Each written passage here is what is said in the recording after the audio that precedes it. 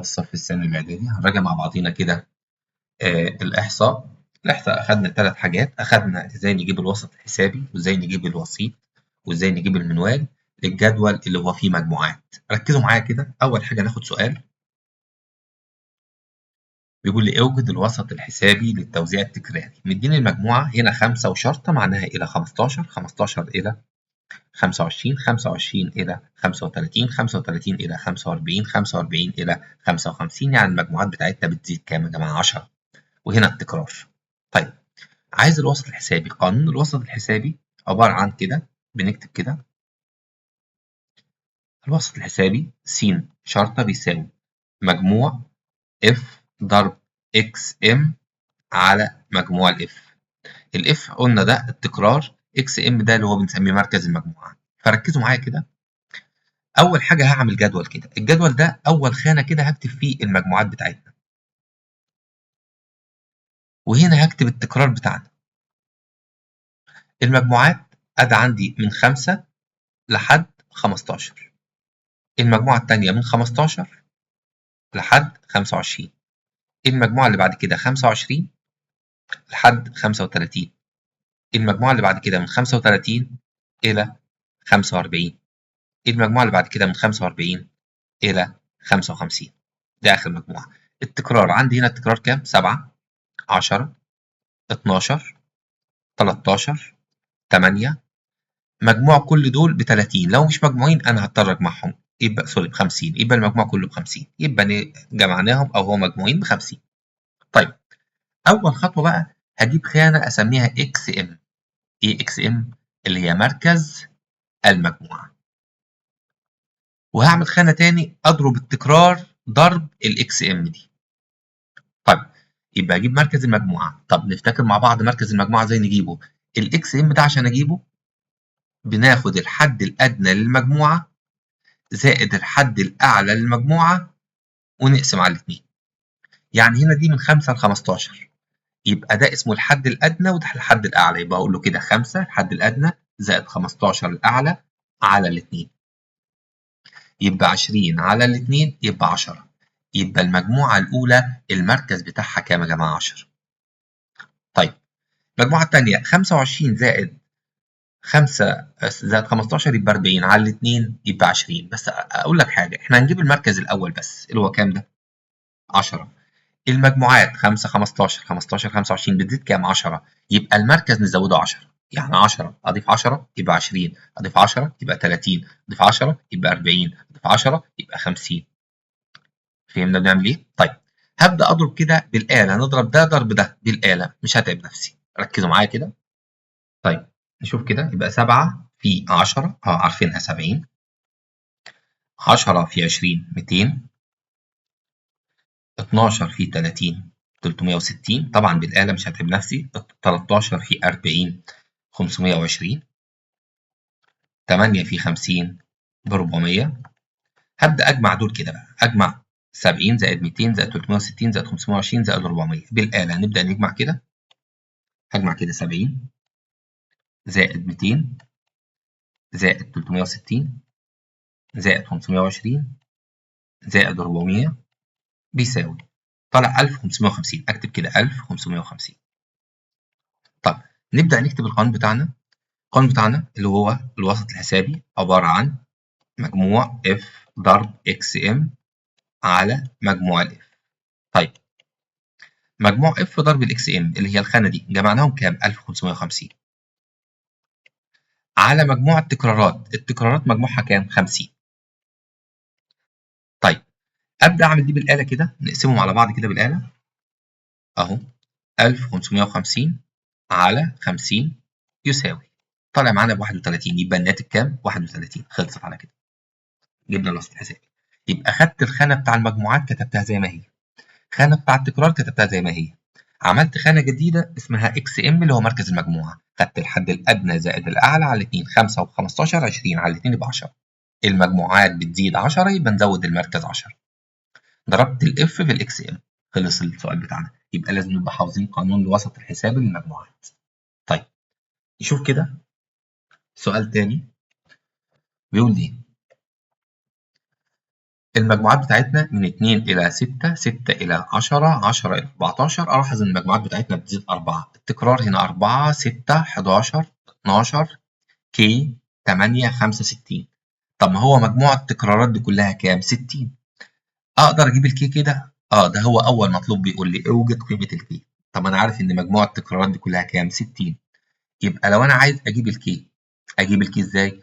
أبدأ أقول له ال60 دي ناقص 4 أجمع عليها 6 أجمع عليها 11 أجمع عليها 12 أجمع عليها 8 أجمع عليها 5. يبقى أقول 60 ناقص كل دول. هكتبها كده بالآلة أهو. هكتب كده 60 ناقص، أفتح قوس أهو، أكتب كده 4 زائد 6 زائد 11 زائد 12 زائد 8 زائد 5، نقفل القوس، بيساوي، طلع 14. يبقى الكي بتاعتنا دي بتساوي 14.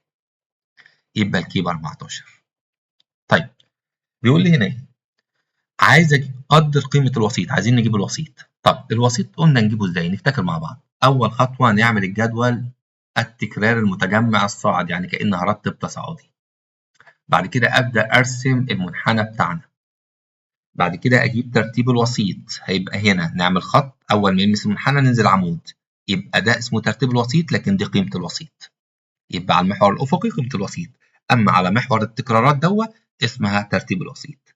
طيب نشوف الكلام ده خطوة خطوة على مهلنا.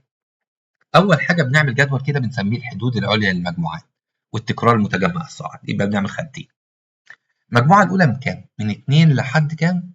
6. بقول إن دي حدود إيه؟ عليا. بعتبر الاتنين دي أعلى حاجة عندي. ما دام أعلى حاجة عندي يبقى في حاجات أقل منها، فأول خانة بكتب كده أقل من 2. بعتبر عندي برضو الستة أعلى حاجة عندي. تاني حاجة أقول له أقل من الستة.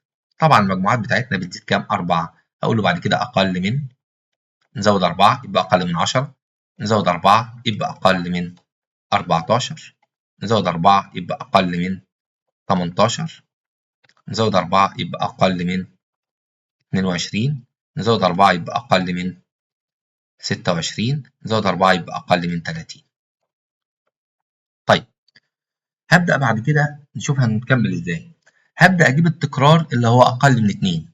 المجموعة دي من 2 ل 6. في مجموعات أقل من 2، في مجموعات هنا بادئة؟ لا. يبقى إيه التكرارات اللي أقل من 2؟ مفيش، يبقى إذا صفر. دايما التكرار المتجمع الصاعد ده بيبدأ بصفر وبينتهي عند مجموع التكرارات اللي هي 60 دي، عشان صاعد برتب تصاعدي. أقل من 6 دي من 6 ل 10. طب إيه اللي أقل من 6؟ 4 تكرارات، أكتب 4. طب أقل من 10 دي من 10 ل 14. أقل من 10 كم تكرار؟ 6 و4 نجمعهم يبقى 10 تكرارات. أقل من 14 في كم تكرار؟ في 11 وفي 4 وفي 6. هجمع دول 4 و6 10 و11 يبقى 21. أقل من 18 نجمع كل دول، جمعنا لحد هنا 21 و12 يبقى 33. أقل من 22 نجمع كل دول، جمعنا لحد هنا 33 زائد 14 يبقى 47. أقل من 26 كل دول، جمعنا لحد هنا 47 و8 يبقى 55. أقل من 26 كل التكرار، سوري، أقل من 30 كل التكرارات دي يبقى كام؟ 60. لأن المجموعة دي اسمها من 26 لحد كام يا جماعة؟ 30. يبقى أقل من 30 كل التكرارات دي. طيب دي أول خطوة. تاني خطوة أعمل إيه؟ عايز أبدأ أمثل الكلام همثله إيه؟ همثله عندي بالمنحنى بتاعنا. طب ركزوا هنمثله إزاي؟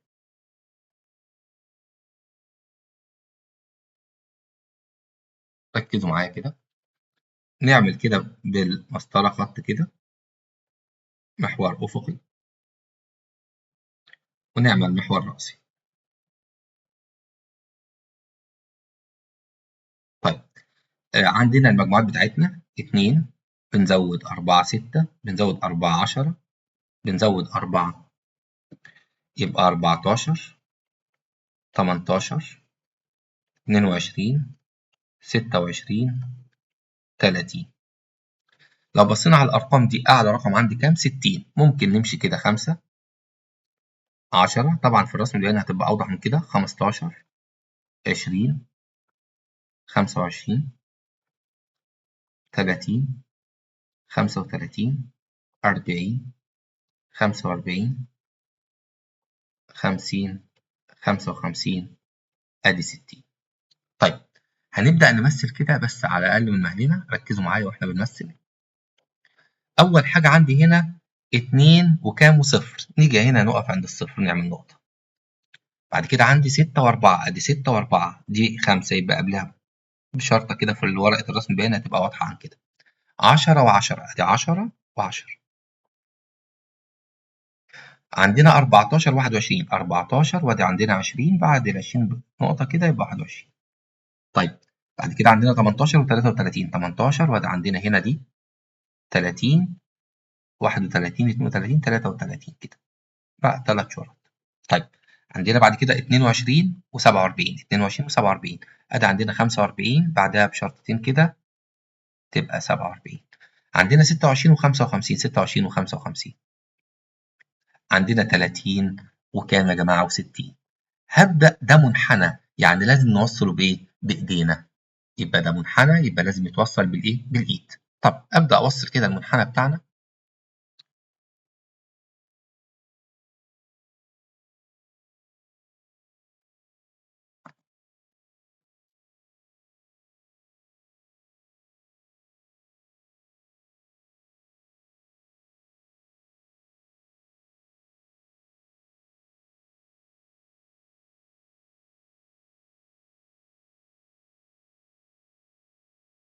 طيب رسمنا المنحنى بتاعنا. طيب بعد كده عايز ابدا اجيب الوسيط. اول خطوه رسمنا الجدول، رسمنا المنحنى بتاعنا، نجيب ترتيب الوسيط. الترتيب اجيبه ازاي؟ مجموع التكرارات على 2. طيب نشوف كده التكرارات كام؟ 60 قسمة 2 يبقى بيساوي 30. نروح هنا على ال 30 اهي. طب اعمل ايه عند ال 30 دي؟ هبدا اعمل خط افقي يا جماعه، ركزوا معايا هعمل خط افقي.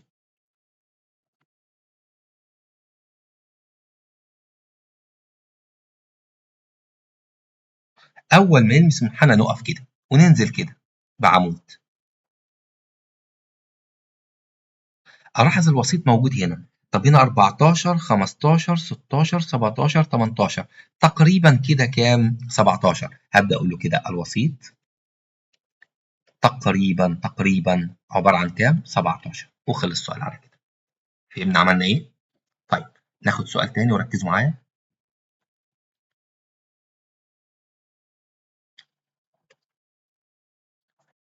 بيقول لي من الجدول التكراري التالي، مديني جدول كده فيه مجموعات، مثل البيانات بالمدرج التكراري ثم اوجد الايه؟ المنوال. عايزين نجيب المنوال.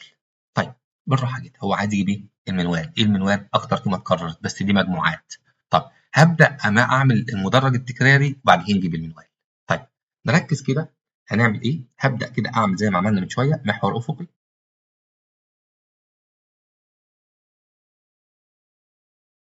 وادي محور راسي.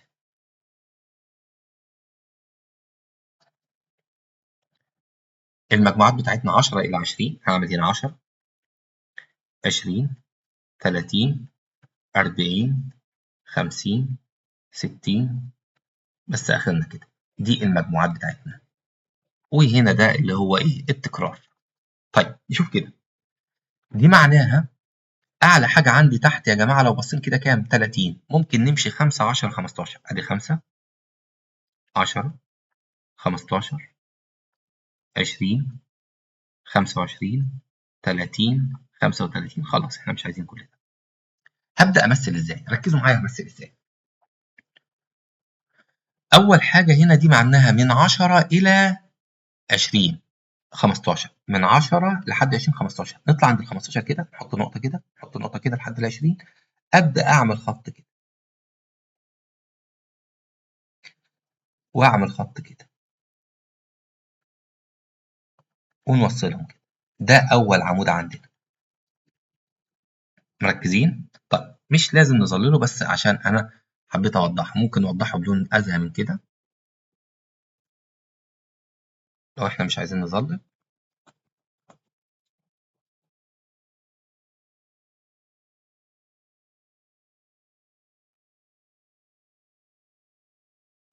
تاني حاجة من 20 ل 30 أهو، من 20 ل 30 24، 20 نطلع عند 24 قبل ال 25 كده، وال 30 لحد 24، يبقى من 20 ل 30 24 أهو.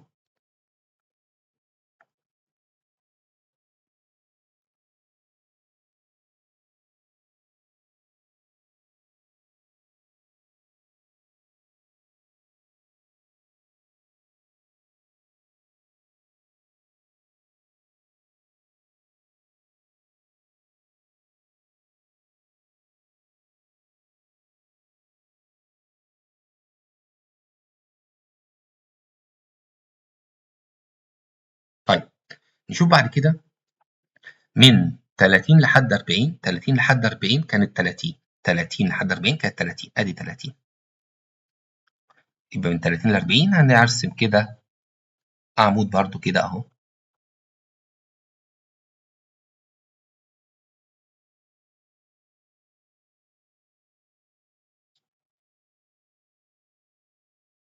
طيب بعد كده 40 لحد 50 ب 20، 40 لحد 50 20، ادي 20 اهي، 40 لحد 50 20.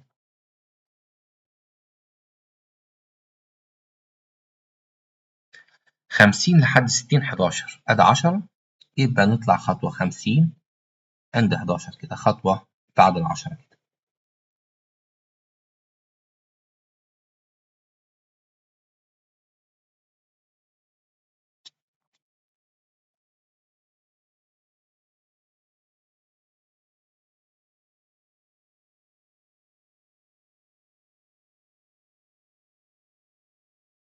تمام، ركزوا معايا بقى، احنا هنا عندي حاجتين مهمين لازم نبقى عارفينهم. ده اسمه مجموعات وده التكرار. فين اعلى عمود عندي؟ العمود ده، يبقى العمود ده اللي موجود فيه المنوال. طيب يبقى المنوال رقم بين ال 30 وال 40، فابدا عند الزوايا بتاعه الحدود نحط هنا نقطه في النقطه دي والنقطه دي والتقاطع مع اللي جنبيه النقطه دي والنقطه دي، يبقى حدد 4 نقاط، النقطه دي ودي اللي هو الزوايا بتاعتنا والتقاطع مع اللي جنبيه. بعمل حرف اكس كده باستخدام المسطره، بعمل دي كده وأوصل دي كده. طيب تقاطعوا في النقطة دي، من النقطة دي ببدأ أنزل عمود لتحت كده.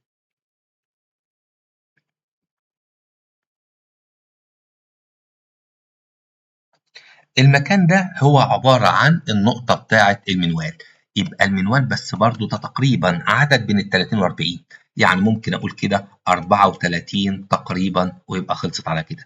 طب افرض حد كتبها 33 بتتحسب صح، يبقى إذا أي قيمة هنا هتبقى صح، لأن الأعلى تكرارا ده يبقى إذا الفئة اللي فيها المنوال هي الفئة دي، يبقى المنوال تقريبا حوالي 34. فهمنا جبنا إزاي؟ طيب ركزوا معايا، هناخد شوية أسئلة مهمين. بيقول هنا إيه؟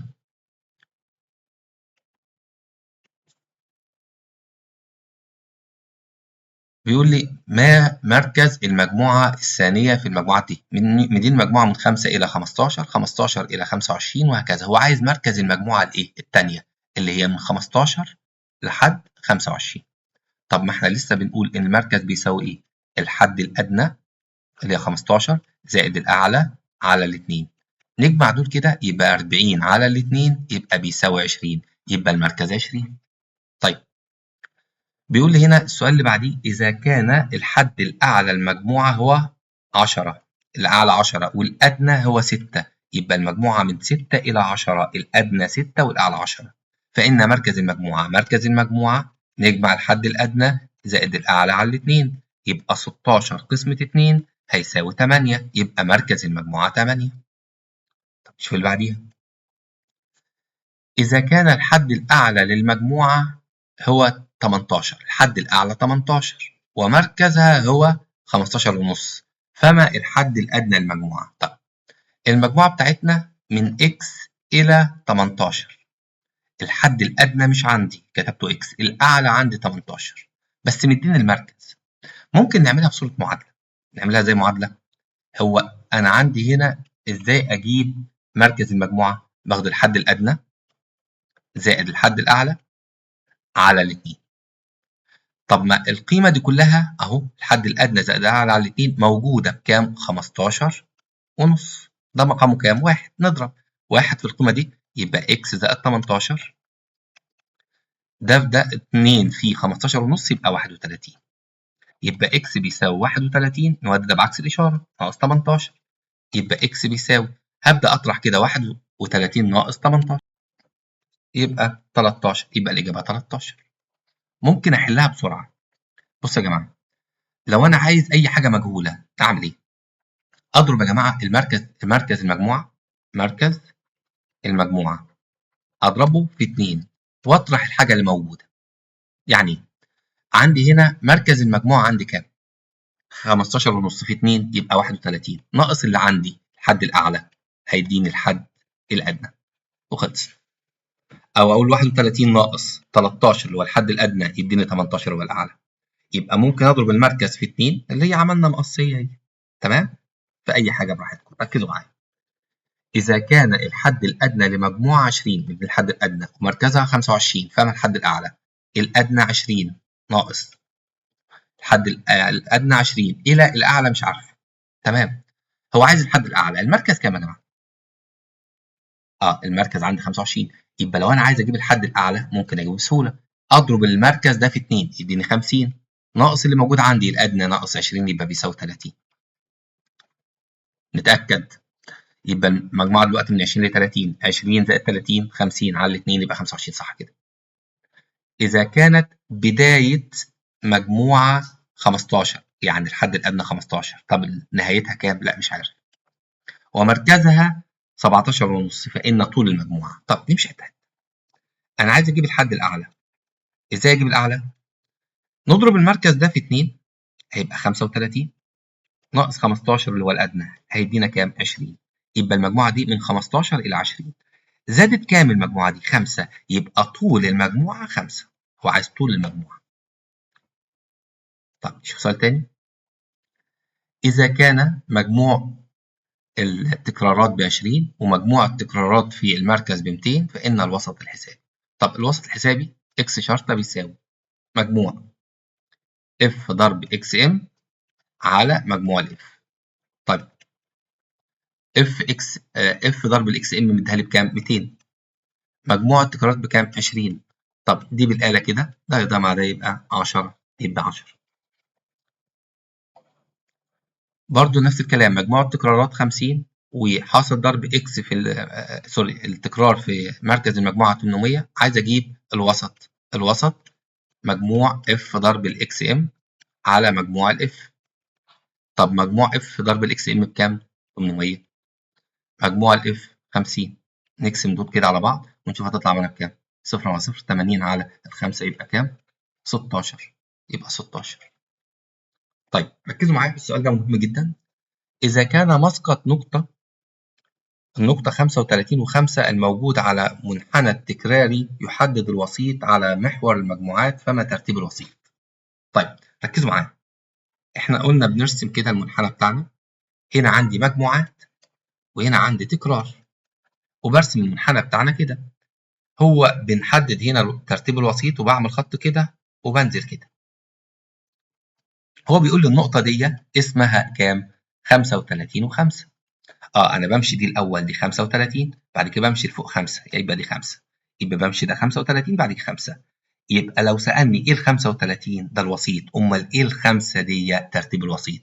طيب يبقى على المجموعات على محور المجموعات ده النقطة دي اسمه الوسيط. أمال على على محور التكرار ده اسمه إيه؟ اسمه ترتيب الوسيط. هو عايز إيه؟ ترتيب الوسيط يبقى 5 ترتيب الوسيط 5. طيب إذا كان مسقط النقطة دي الموجودة على منحنى التكرار يحدد الوسيط. نفس الكلام هرسم أفهم نفسي أهو. النقطة اسمها كام؟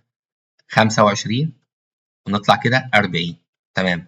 هو يحدد الوسيط على محور المجموعات فما قيمة الوسيط؟ قيمة الوسيط احنا اتفقنا دي قيمة الوسيط يبقى 25.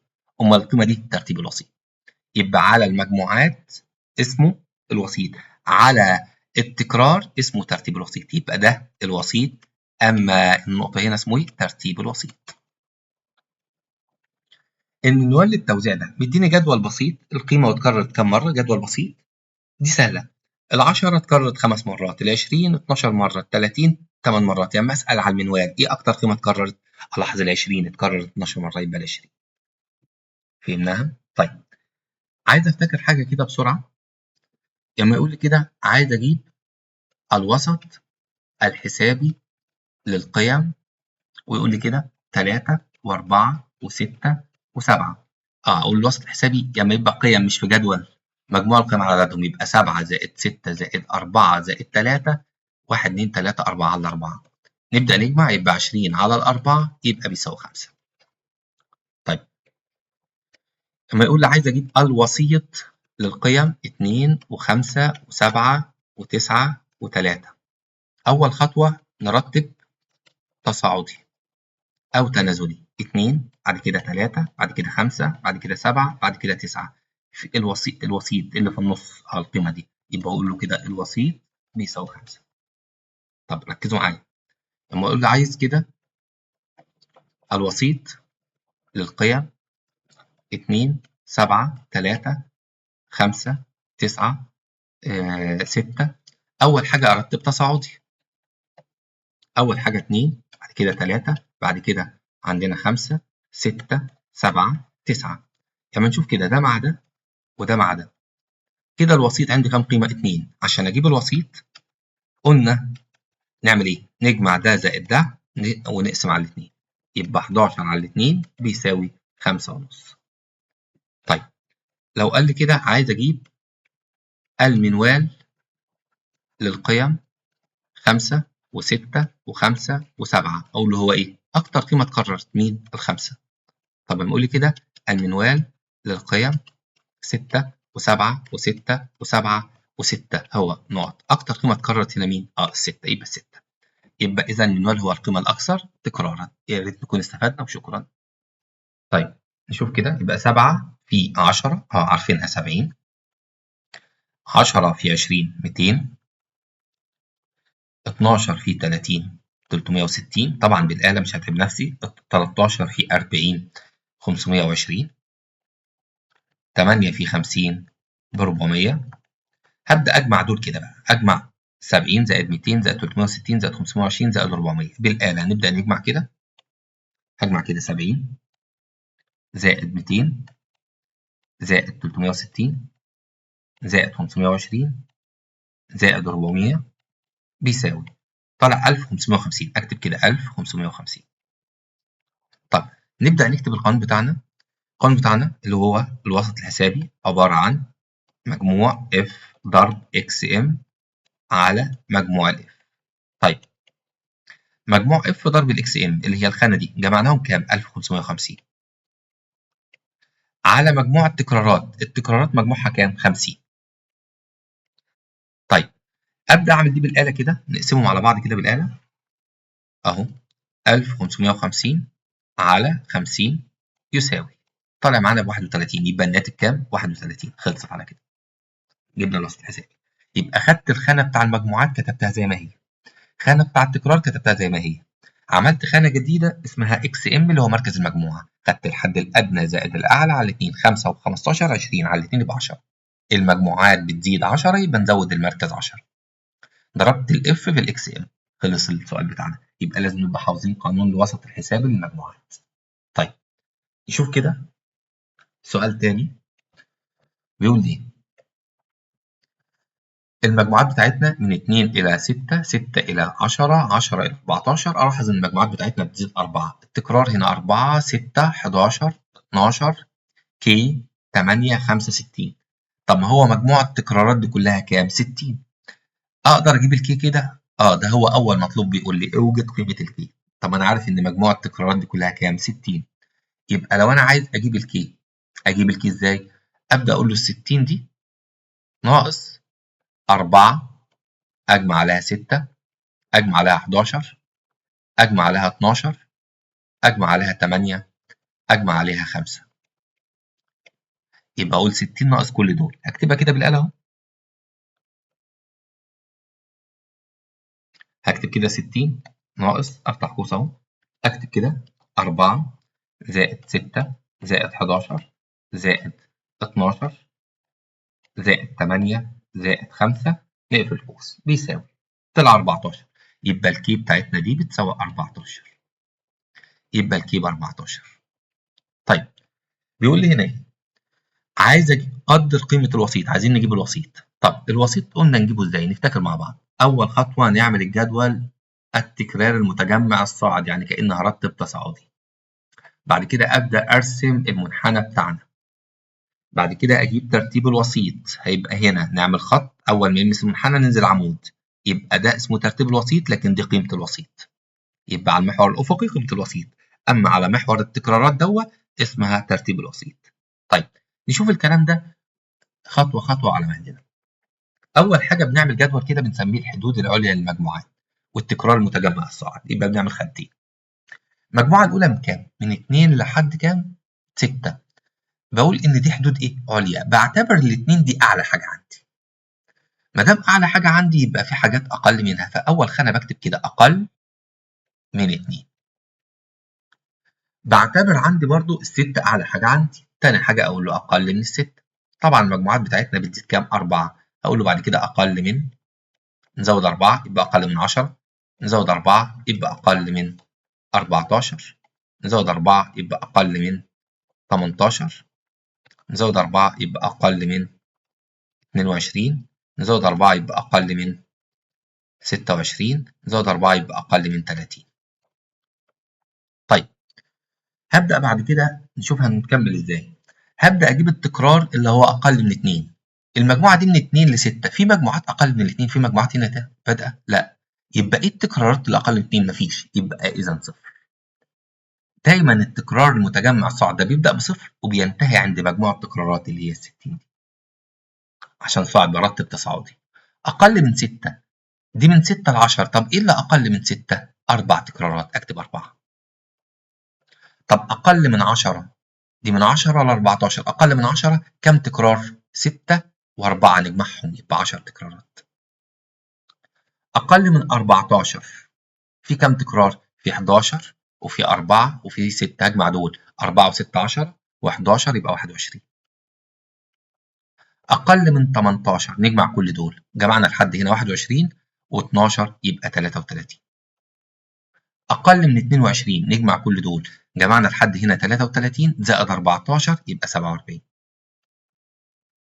اقل من 26 كل دول، جمعنا لحد هنا 47 و8 يبقى 55. اقل من 26 كل التكرار، سوري، اقل من 30 كل التكرارات دي يبقى كام؟ 60. لان المجموعه دي اسمها من 26 لحد كام يا جماعه؟ 30. يبقى اقل من 30 كل التكرارات دي. طيب دي اول خطوه. تاني خطوه اعمل ايه؟ عايز ابدا امثل الكلام همثله ايه؟ همثله عندي بالمنحنى بتاعنا. طب ركزوا هنمثله ازاي.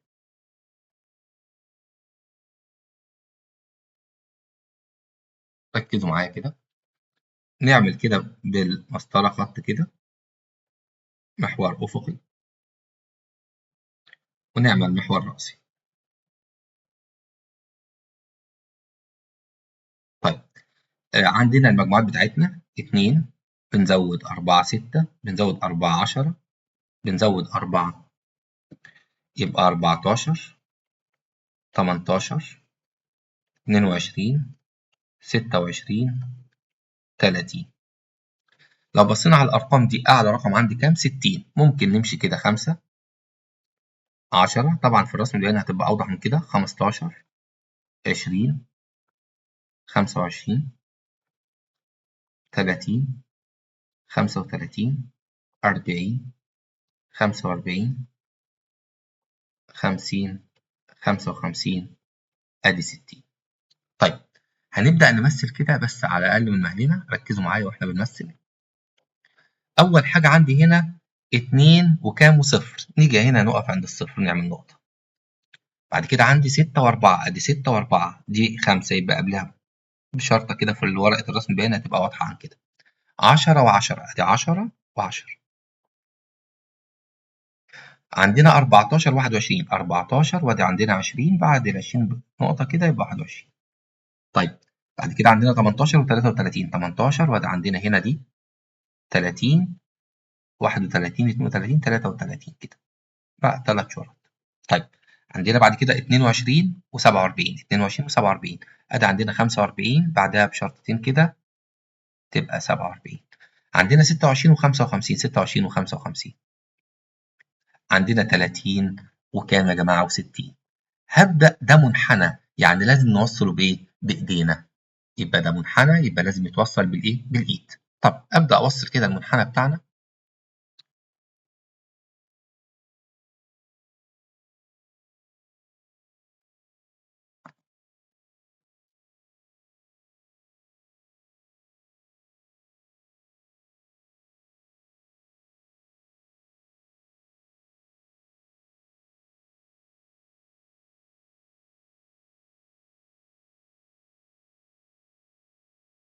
طيب رسمنا المنحنى بتاعنا. طيب بعد كده عايز أبدأ أجيب الوسيط. أول خطوة رسمنا الجدول، رسمنا المنحنى بتاعنا، نجيب ترتيب الوسيط. الترتيب أجيبه إزاي؟ مجموع التكرارات على 2. طيب نشوف كده، التكرارات كام؟ 60 قسمة 2 يبقى بيساوي 30. نروح هنا على ال 30 أهي. طب أعمل إيه عند ال 30 دي؟ هبدأ أعمل خط أفقي يا جماعة، ركزوا معايا، هعمل خط أفقي.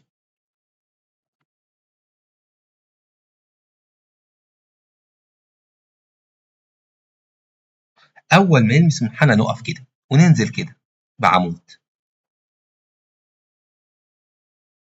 ألاحظ الوسيط موجود هنا. طب هنا 14 15 16 17 18 تقريبا كده كام؟ 17. هبدأ أقول له كده الوسيط تقريبا عبارة عن كام؟ 17. وخلص السؤال على كده. فهمنا عملنا إيه؟ طيب ناخد سؤال تاني وركزوا معايا.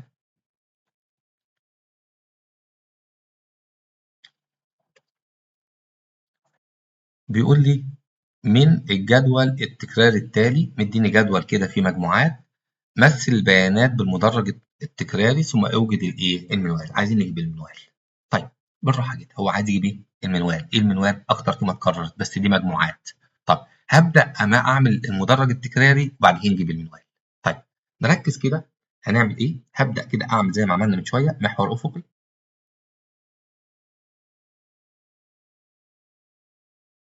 وادي محور راسي.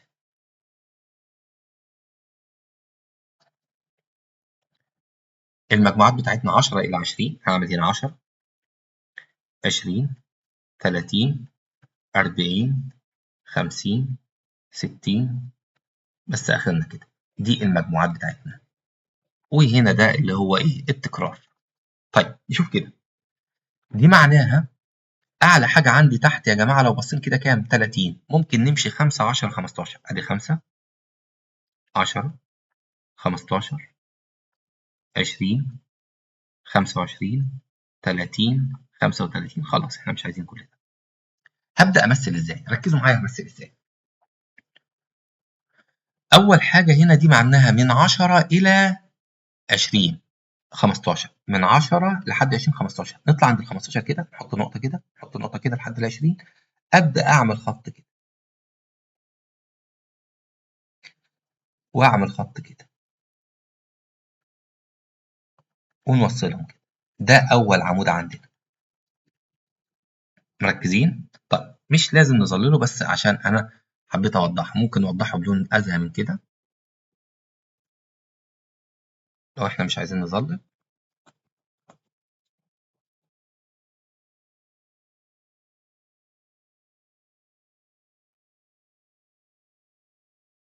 طيب تاني حاجه من 20 ل 30 اهو. من 20 ل 30 24.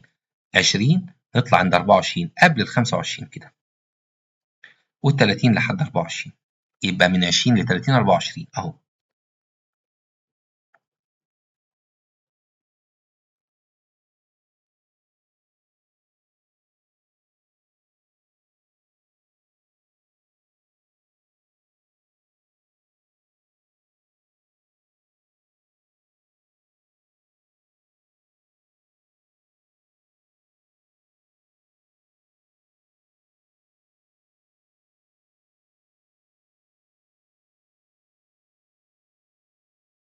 طيب نشوف بعد كده، من 30 لحد 40. 30 لحد 40 كانت 30.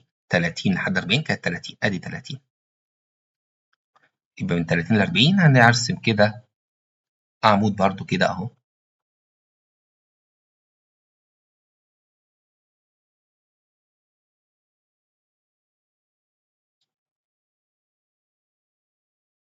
طيب بعد كده 40 لحد 50 ب 20، 40 لحد 50 20، ادي 20 اهي، 40 لحد 50 20.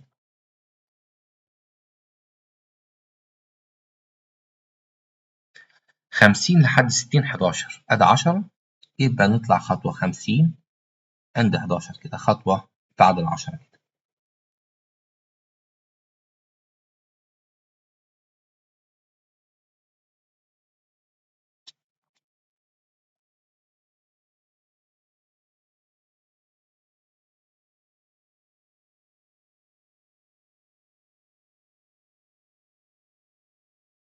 تمام. ركزوا معايا بقى، احنا هنا عندي حاجتين مهمين لازم نبقى عارفينهم. ده اسمه مجموعات وده التكرار. فين اعلى عمود عندي؟ العمود ده، يبقى العمود ده اللي موجود فيه المنوال. طيب يبقى المنوال رقم بين ال 30 وال 40، فابدا عند الزوايا بتاعه الحدود نحط هنا نقطه في النقطه دي والنقطه دي والتقاطع مع اللي جنبيه النقطه دي والنقطه دي. يبقى حدد 4 نقاط، النقطه دي ودي اللي هو الزوايا بتاعتنا والتقاطع مع اللي جنبيه. بعمل حرف اكس كده باستخدام المسطره، بعمل دي كده اوصل دي كده. طيب تقاطعوا في النقطه دي، من النقطه دي ببدا انزل عمود لتحت كده.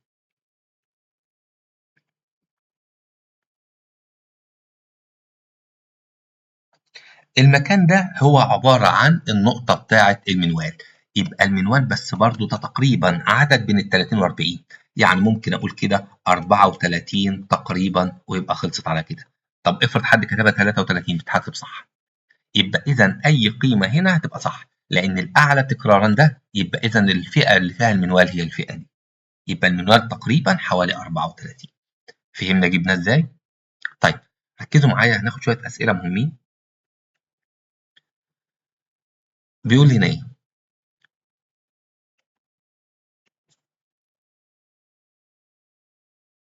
بيقول لي ما مركز المجموعة الثانية في المجموعات دي؟ من دي المجموعة من 5 إلى 15، 15 إلى 25 وهكذا. هو عايز مركز المجموعة الإيه؟ التانية اللي هي من 15 لحد 25.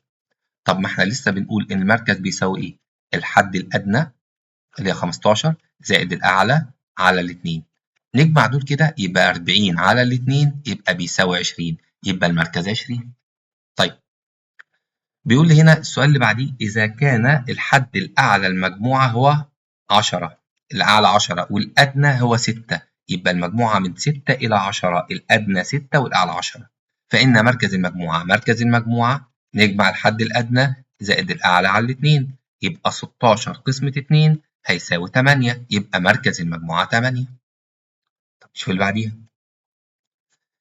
إذا كان الحد الأعلى للمجموعة هو 18، الحد الأعلى 18 ومركزها هو 15 ونص، فما الحد الأدنى للمجموعة؟ طب المجموعة بتاعتنا من x إلى 18، الحد الأدنى مش عندي كتبته x، الأعلى عندي 18 بس مديني المركز.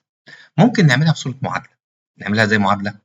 هو أنا عندي هنا إزاي أجيب مركز المجموعة؟ باخد الحد الأدنى زائد الحد الأعلى على الاتنين.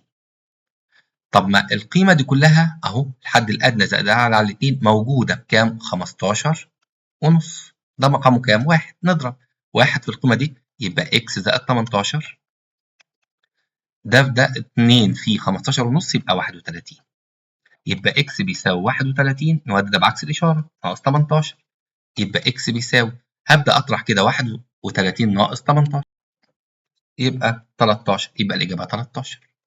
ممكن أحلها بسرعة. بصوا يا جماعة، لو أنا عايز أي حاجة مجهولة أعمل إيه؟ أضرب يا جماعة مركز المجموعة، مركز المجموعة أضربه في 2 وأطرح الحاجة اللي موجودة. يعني عندي هنا مركز المجموعة عندي كام؟ 15 ونص في 2 يبقى 31 ناقص اللي عندي الحد الأعلى هيديني الحد الأدنى وخلص.